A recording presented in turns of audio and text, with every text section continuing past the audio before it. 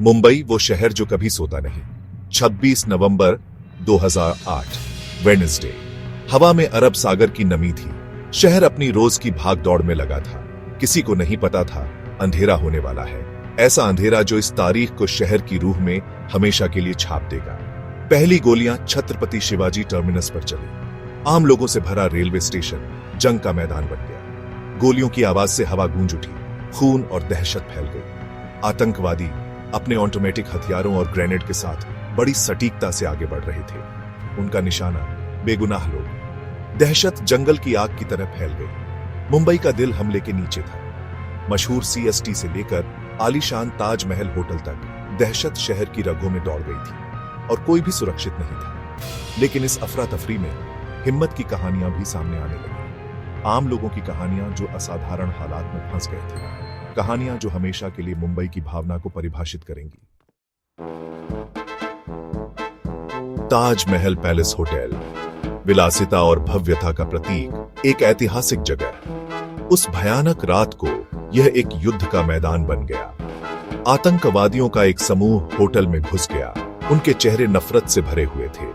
उन्होंने भीड़ पर अंधाधुंध गोलियां चलाईं। मेहमान और कर्मचारी अपनी जान बचाने के लिए भागे। हवा में बारूद और डर की गंध थी। होटल जो कभी खूबसूरती का ठिकाना था, अब अकल्पनीय डरावनी जगह में बदल गया था। निर्दयी आतंकवादी गलियारों में घूम रहे थे, मौत और विनाश का निशान छोड़ते हुए। फिर भी ऐसी बर्बरता के सामने भी ताज की भावना नहीं बुझी। कर्मचारियों ने अपनी जान जोखिम में डालकर मेहमानों को सुरक्षित जगहों पर पहुंचाया। उनकी हिम्मत इमारत को घेरने वाली आग से भी ज्यादा चमक रही थी। इस अराजकता और नरसंहार के बीच हीरो उभरे। उनकी कहानियां बहादुरी और निस्वार्थता की कहानियां। ताज के कर्मचारियों ने अपनी जान की परवाह किए बिना मेहमानों को गुप्त रास्तों से सुरक्षित स्थानों तक पहुंचाया। होटल के रसोइयों ने अपनी रसोई को अस्थायी अस्पताल में बदल दिया। जो भी संसाधन मिल सके उससे घायलों की देखभाल की। बाहर शहर के बहादुर पुलिस वाले कम हथियार और ताकत होने के बावजूद आतंकवादियों का सामना किया। खतरे के सामने उनकी अटूट हिम्मत ने अतिरिक्त बलों के आने तक का कीमती समय दिया। और फिर थे राष्ट्रीय सुरक्षा गार्ड एनएसजी, भारत की कुलीन आतंकवाद विरोधी इकाई। दिल्ली से लाए गए। उन्होंने गिरी हुई इमारतों पर धावा बोल दिया। उनके चेहरे गंभीर, उनका संकल्प मजबूत। वे कमरा दर कमरा, मंजिल दर मंजिल लड़े। उनका एकमात्र मिशन आतंकवादियों को खत्म करना और शहर को सुरक्षित करना। ताज के अंदर सैकड़ों लोग फंसे हुए थे। मेहमान कमरों में दुबके हुए थे। उनके दिल गोलियों की आवाज के साथ धड़क रहे थे। डर साफ दिख रहा था, लेकिन उम्मीद भी थी। परिवार एक दूसरे से चिपके हुए थे, प्रार्थना और आश्वासन कर रहे थे। अजनबियों को साझा डर में सांत्वना मिली। एक दूसरे को आराम और समर्थन दिया। घंटे एक अनंत काल की तरह बीत रहे थे। हर मिनट बचाव के लिए एक दर्दनाक इंतजार था। बाहर दुनिया अपने टेलीविजन स्क्रीन पर डरावनी नजरों से देख रही थी। जलते ताज की तस्वीरें, हमले के तहत भारत का प्रतीक, दुनिया भर में सदमे की लहरें भेज रहा था। लेकिन जब आग भड़क रही थी, तब भी मुंबई की भावना नहीं टूटी। शहर घायल लेकिन अडिग उस आतंक के खिलाफ एकजुट था जिसने उसे तोड़ने की कोशिश की थी। और सबसे अंधेरे घंटों में मानवता की अदम्य भावना चमक उठी। भाग 5, आजादी की कीमत। घेराबंदी 60 घंटे तक चली। 60 घंटे जो जीवन भर की तरह लगे। जब आखिरकार गोलियों की आवाज बंद हुई तो शहर हिल गया था। ताज जो कभी भव्यता का प्रतीक था, जख्मी और टूटा हुआ था। मौतों का आंकड़ा चौंकाने वाला था। 160 से ज्यादा बेगुनाह लोगों की जान चली गई। उनके सपने नफरत की गोलियों से चकनाचूर हो गए। मरने वालों में भारतीय और विदेशी, पुरुष, महिलाएं और बच्चे थे।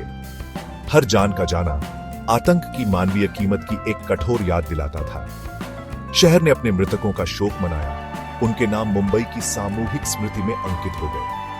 हमलों ने एक अमिट निशान छोड़ा था, शहर की आत्मा पर एक निशान। लेकिन उन्होंने मुंबई की असली भावना को भी प्रकट किया था, जो लचीलापन, साहस और एकता की भावना थी। भाग 6, कसाब अकेला भेड़िया पकड़ा गया। मलबे और दुहक के बीच आशा की एक किरण थी। आतंकवादियों में से एक अजमल कसाब जिंदा पकड़ा गया। उसका कब्जा जांच में एक महत्वपूर्ण मोड़ था। कसाब का मुकदमा मीडिया का विषय बन गया। दुनिया ने देखा जब उसने साजिश सुनाई। उसकी बातों ने लाखों लोगों की रीढ़ की हड्डी में कंपी भेज दी। उसकी गवाही ने महत्वपूर्ण सबूत दिए। हमलों को लश्कर ए तैयबा, एक पाकिस्तान आधारित आतंकवादी संगठन, से जोड़ा। 2012 में कसाब को पुणे की येरवड़ा जेल में फांसी दे दी गई। उसकी फांसी न्याय के लिए एक प्रतीकात्मक जीत ने थोड़ी राहत दी, लेकिन इससे अतीत के घाव नहीं भरे। सवाल बना रहा, हमलों के पीछे असली मास्टरमाइंड कौन थे? इस बर्बरता की योजना और वित्त पोषण किसने किया था? जवाब, जैसा कि जांच जल्द ही बताएगी, सीमा पार पाकिस्तान में था। भाग 7, पागलपन के पीछे मास्टरमाइंड। 26/11 के हमलों की जांच ने एक भयावह साजिश का खुलासा किया।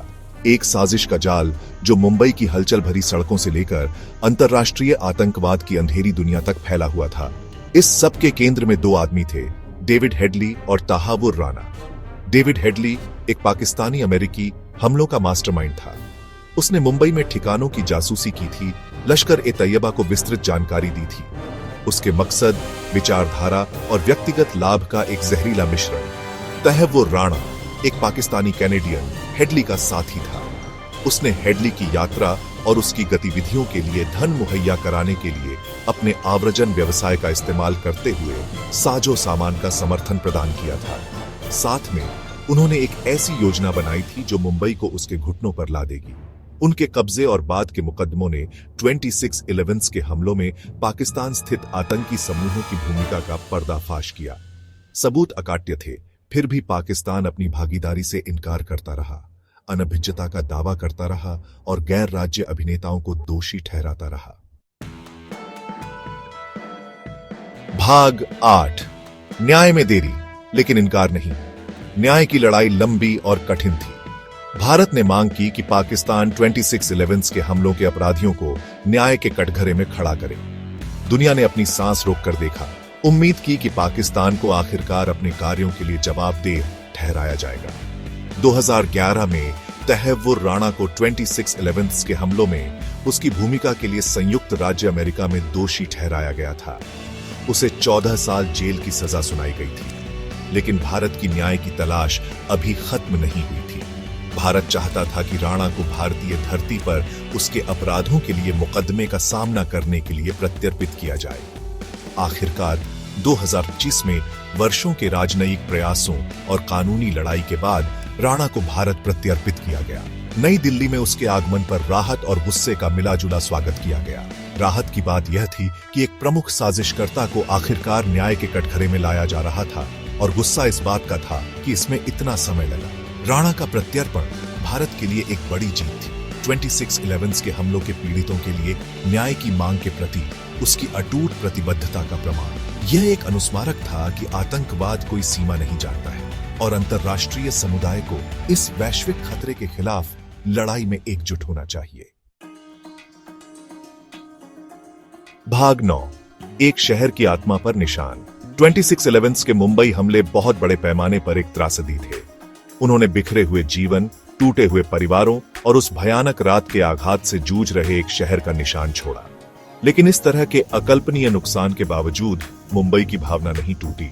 शहर फिर से बना, पहले से अधिक मजबूत और अधिक लचीला।